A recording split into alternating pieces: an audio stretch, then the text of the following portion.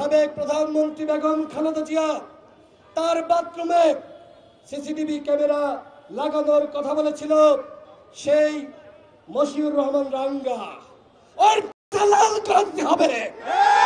Video footage থাকার পরেও কেন একজনও গ্রেপ্তার হলো না? নূরের উপর যে হামলা হয়েছে, এই হামলার সাথে সেনাবাহিনী এবং পুলিশের যে সকল সদস্যরা জড়িত তাদের বিরুদ্ধে সরকারকে ব্যবস্থা গ্রহণ করতে হবে। আমরা পুরো সেনাবাহিনী এবং পুলিশ বাহিনীকে দোষারোপ করছি না, কিন্তু সাংবাদিক সম্মেলন চলা অবস্থায় যারা আমাদের উপর হামলা করেছে তারা কোনোভাবেই সেনাবাহিনী এবং পুলিশ বাহিনীর সদস্য হতে পারে না। তারা আওয়ামী দোসর। অন্যথায় নুরুল হক নূর সহ আমরা যারা কথা বলছিলাম, এই অবস্থায় আমাদের উপর হামলা করার কথা নয়। সুতরাং সেনাপ্রধানকে বলবো, পুলিশ প্রধানকে বলবো, যারা এই ঘটনায় জড়িত তাদেরকে চিহ্নিত করে অবশ্যই তাদের বিরুদ্ধে ব্যবস্থা নিতে হবে। অন্যথায় আপনারা এই দায় এড়াতে পারবেন না। নুরুল হক নূর এখনো পর্যন্ত হাসপাতালের বিছানায় কাতরাচ্ছে। গতকাল দেখলাম মধ্যরাতে সরকারের পক্ষ থেকে একটি তদন্ত কমিশন প্রকাশ করা হয়েছে। আমরা সরকারের এই উদ্যোগকে সাধুবাদ জানাই, কিন্তু প্রশ্ন রাখতে চাই, এখনো পর্যন্ত ভিডিও ফুটেজ থাকার পরেও কেন একজনও গ্রেপ্তার হলো না? কেন গ্রেপ্তার হলো না? তাদেরকে প্রোটেকশন করা দিচ্ছে এই স্বরাষ্ট্র উপদেষ্টার অনুমতি ছাড়া, নির্দেশ ছাড়া নুরুল হক নূরের উপর হামলা হয় নাই।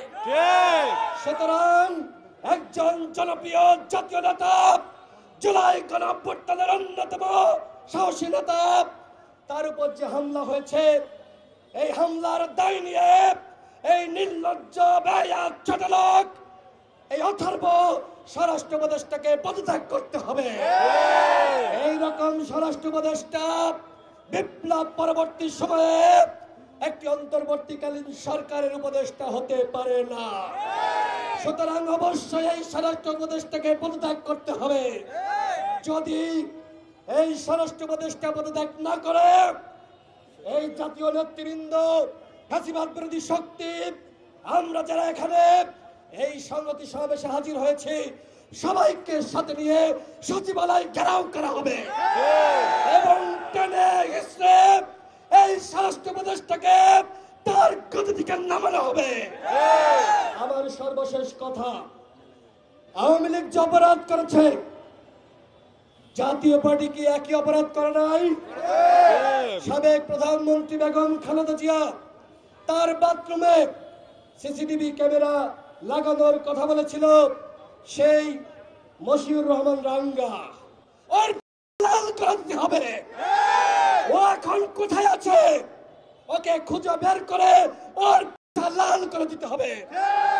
অন্যথায় বন্ধুরা, আপনারা যারা এই যে গণঅভ্যুত্থানে ফেসবুক লাল করেছিলেন, আপনারা কিন্তু ভালো থাকতে পারবেন না, আমাদেরকে ওরা লাল করে দিবে।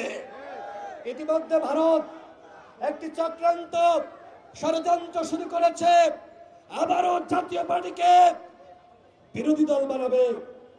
মুখের কথা, ভারত তুমি মানবাধিক আবদার পাইছ, এই বাংলাদেশে কে সরকারি দল হবে আর কে বিরোধী দল হবে সেই সিদ্ধান্ত নেবে বাংলাদেশের জনগণ।